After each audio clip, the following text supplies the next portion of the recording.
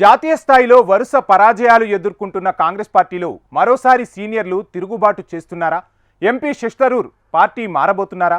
దేశ రాజకీయాల్లో ప్రస్తుతం ఆసక్తి రేకెత్తిస్తున్న ప్రశ్నలు ఇవే.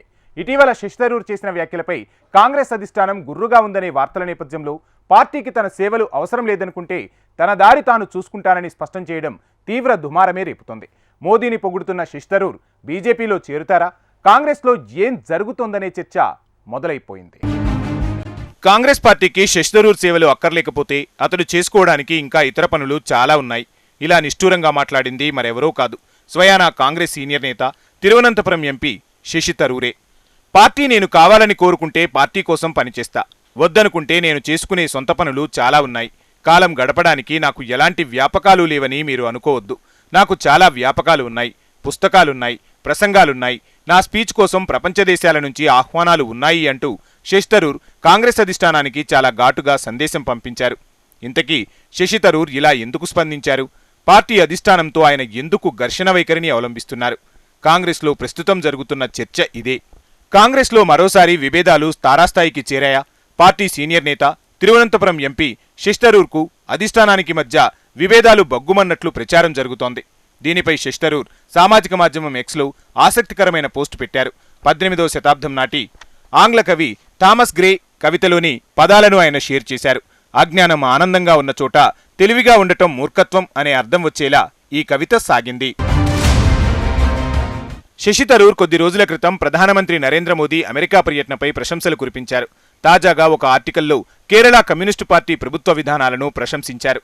వీటిపై కాంగ్రెస్ పార్టీ గుర్రుమంటుందనే ప్రచారం జోరందుకుంది.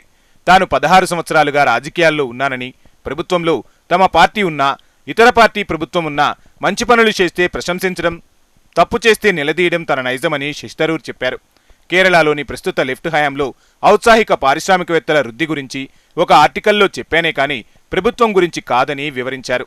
మరోవైపు కేరళలో కాంగ్రెస్కు నాయకుడు లేడని మలయాళ మీడియా సంస్థకు ఇచ్చిన ఇంటర్వ్యూలో పేర్కొన్నారు. దీనిపై కూడా కాంగ్రెస్ నాయకులు ఆగ్రహంతో ఉన్నారట. శశి థరూర్ మాత్రం తన వ్యాఖ్యలను సమర్థించుకుంటున్నారు. రాష్ట్రాభివృద్ధి గురించి తన అభిప్రాయాలను తెలియచేసే హక్కు తనకు ఉందని తేల్చి చెప్పారు. శశి థరూర్ రాసిన ఆర్టికల్పై కేరళ కాంగ్రెస్ యూనిట్ విమర్శలు గుప్పించిందన్న వార్తల నేపథ్యంలో రాహుల్ను శశి థరూర్ కలుసుకున్నారు. రాహుల్తో చక్కటి సంభాషణ జరిగిందని సమావేశానంతరం శశి థరూర్ తెలిపారు. సమావేశంలో ఏ అంశాలు చర్చకు వచ్చాయనే వివరాలను మాత్రం దాటవేశారు.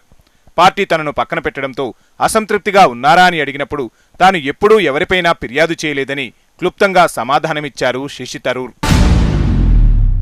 దౌత్యవేత్త నుంచి రాజకీయ నాయకుడిగా మారిన శశి థరూర్ కేరళ రాజధాని తిరువనంతపురం నుంచి వరుసగా 4 పర్యాయాలు కాంగ్రెస్ పార్టీ టికెట్పై లోక్సభకు ఎన్నికయ్యారు. పార్లమెంట్లో కీలక డిబేట్లలో పాల్గొనే అవకాశం ఇవ్వడం లేదని, సమస్యను పరిష్కరించడంలో రాహుల్ గాంధీ విఫలమయ్యారని అసంతృప్తితో ఉన్నట్లు చెబుతున్నారు. కాంగ్రెస్ పార్టీలో తన పాత్ర ఏమిటనే విషయంలో క్లారిటీ లేకపోవడంతో శశి థరూర్ అసంతృప్తితో ఉన్నారనే వార్తలు కొద్ది కాలంగా చక్కర్లు కొడుతున్నాయి. శశి థరూర్ గతంలోనూ ప్రధాని మోదీని ప్రశంసించారు. అప్పట్లో స్వచ్ఛ భారత్ అభియాన్ కార్యక్రమంపై మోడీని పొగిడారు. దీనిపై కాంగ్రెస్ నేతలు ఆగ్రహం వ్యక్తం చేశారు. మోదీని శశి ప్రశంసించినందుకు 2014లో బహిష్కరణ వేటు వేయాలని అనుకున్నారు. 3-4 రోజులుగా రసవత్తరమైన చర్చ కూడా సాగింది. ఆయన తన వ్యవహార సరళిని మార్చుకోవాలని కేరళ కాంగ్రెస్ కూడా హెచ్చరించింది. అయినప్పటికీ శశి థరూర్ తన మాటల వేడిని ఏమాత్రం తగ్గించలేదు. గాంధీజీ ఆశయాలకు అనుగుణంగా పనిచేస్తున్న మోడీని కీర్తిస్తే తప్పేమిటని థరూర్ వాదించారు. ఆ తర్వాత థరూర్ను బహిష్కరించే ఆలోచనను కాంగ్రెస్ అధిష్టానం విరమించుకుంది. తాజాగా శశి థరూర్ కేంద్ర మంత్రి పీయూష్ గోయల్తో సెల్ఫీ తీసుకున్న ఫోటోను ఎక్స్ వేదికగా పోస్ట్ చేశారు. ఆ ఫోటోలో బ్రిటిష్ వ్యాపార వాణిజ్య శాఖ కార్యదర్శి జొనాథన్ రొనాల్డ్స్ కూడా ఉన్నారు. ఈ ఫోటో భారత్ యూకే వాణిజ్య ఒప్పందంపై చర్చ సందర్భంగా తీసుకున్నట్లు శశి థరూర్ పేర్కొన్నారు. ప్రస్తుతం ఈ ఫోటో నెట్టింట వైరల్ అవుతోంది. ఇది చూసిన నెటిజన్లు, కాంగ్రెస్ కార్యకర్తలు శశి థరూర్ బీజేపీలో చేరే అవకాశం ఉందంటూ మాట్లాడుకుంటున్నారు. ఈ ప్రచారంపై తాజాగా శశి థరూర్ స్పందించారు. దేశ, రాష్ట్ర విస్తృత ప్రయోజనాల కోసమే తాను అలా మాట్లాడానని, ప్రతిసారి పార్టీ ప్రయోజనాల కోసమే మాట్లాడటం తనకు చేతకాదని తేల్చి చెప్పారు. తానెప్పుడూ సంకుచితంగా ఉండనని పేర్కొన్నారు. 2024 లోక్సభ ఎన్నికల్లో కాంగ్రెస్ పార్టీకి మంచి ఫలితాలు వచ్చాయని, కానీ ఆ తర్వాత జరిగిన వివిధ రాష్ట్రాల అసెంబ్లీ ఎన్నికల్లో అవే ఫలితాలు ప్రతిబింబించలేదని శశి థరూర్ తెలిపారు. కేరళలో వచ్చే ఏడాది అసెంబ్లీ ఎన్నికలు జరగనున్న నేపథ్యంలో కొత్త ఓటర్లను ఆకర్షించే ప్రయత్నం చేయడం ద్వారా పార్టీని విస్తరించాలని పిలుపునిచ్చారు. లేదంటే వరుసగా 3వ కూడా ప్రతిపక్షానికే పరిమితం కావాల్సి ఉంటుందని హెచ్చరించారు. కేరళ ముఖ్యమంత్రి పదవికి తాను అర్హుణ్ణని శశి థరూర్ పేర్కొన్నారు. కాంగ్రెస్ పార్టీలో తిరుగుబాటు స్వరాలు కొత్తేమీ కాదు. 2019లో రెండోసారి లోక్సభ ఎన్నికల్లో పరాజయం పొందిన తర్వాత పార్టీ పనితీరుపై అసంతృప్తి వ్యక్తం చేస్తూ 23 మంది సీనియర్లు అధినేత్రి సోనియా గాంధీకి లేఖ రాశారు. అధికార బీజేపీని ఎదుర్కోవడంలో, నిలదీయడంలో, ప్రజల విశ్వాసం చొరగొనడంలో పార్టీ నాయకత్వం చురుగ్గా వ్యవహరించడం లేదని అసంతృప్తి వ్యక్తం చేశారు. కాంగ్రెస్ పార్టీకి భవిష్యత్తుండాలంటే ఇప్పుడున్న నాయకత్వాన్ని వెంటనే మార్చాలంటున్నారు సీనియర్లు. సోనియా గాంధీకి చాలా స్పష్టంగా చెప్పారు. ఈ లేఖపై దేశవ్యాప్తంగా చర్చ జరిగింది. అప్పట్లో పార్టీ అధ్యక్షునిగా ఉన్న రాహుల్ గాంధీ సీనియర్ల మీద అలకబూని రాజీనామా చేశారు.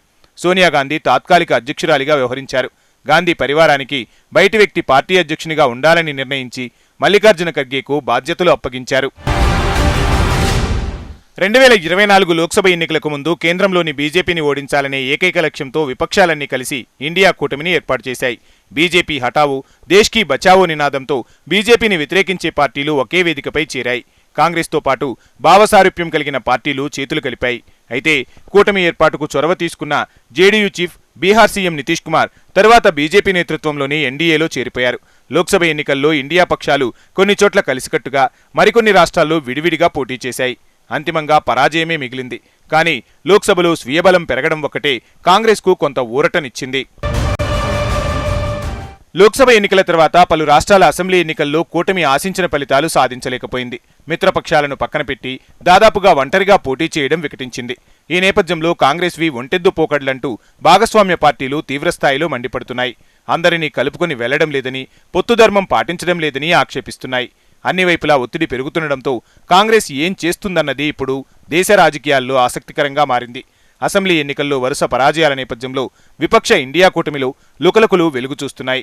కూటమిలోని ఆమ్ ఆద్మీ పార్టీ, తృణమూల్ కాంగ్రెస్, సమాజ్వాదీ పార్టీలకు కాంగ్రెస్తో పొసగడం లేదు. తాజాగా సొంత పార్టీకి చెందిన నాయకులు మరోసారి తిరుగుబాటు బావుటా ఎగరవేస్తున్నారు. కాంగ్రెస్ అధిష్టానానికి ఈ స్వరాలు మింగుడు పడటం లేదట.